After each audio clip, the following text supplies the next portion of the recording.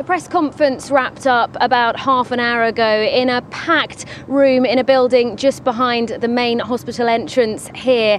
And it was attended by journalists from all over the world, and the speakers included several of those who've been closely monitoring Michael Schumacher's condition over the past couple of days. And those included the chief anaesthetist, Jean-François Payen. En fin d'après-midi, we have effectively, at the end of the afternoon,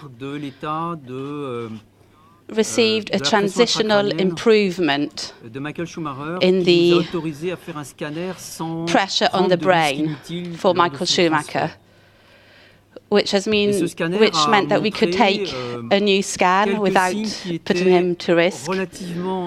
This scan showed us signs that he is relatively stable.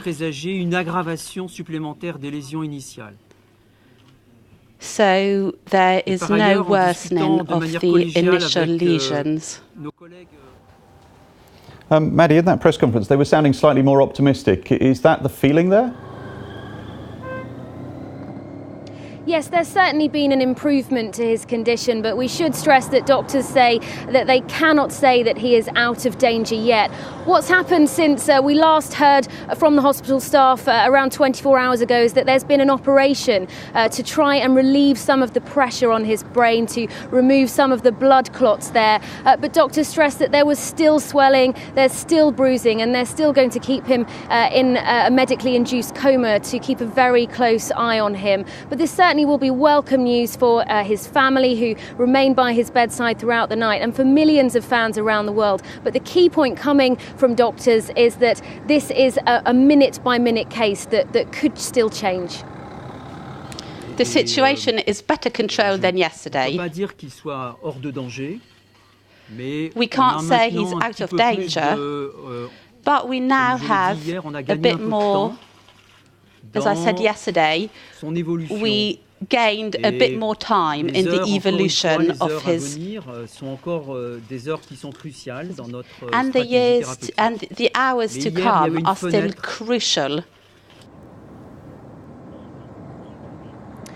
And doctors also stressing that they don't want to speculate really beyond the coming hours, let alone the coming days. Although his situation has improved, they don't want to talk about what might happen when he wakes up, because they simply don't know. One other point that they raised, they've been keen to reassure other patients at this busy hospital in the heart of the French Alps, incredibly busy at this time of year where other people are skiing. They're saying just because Michael Schumacher's a celebrity, he's not getting special treatment, and others who remain anonymous, being treated for other skiing injuries, will get that help. And we actually spoke to a British tourist here who was on holiday with her husband. They've been skiing for the first time, and he suffered a brain hemorrhage on Friday and a spinal injury. He will make a full recovery, but this person from Cambridgeshire in England told us that the care that he had received had been exceptional, and she said that she felt there was no better place for Michael Schumacher to be treated.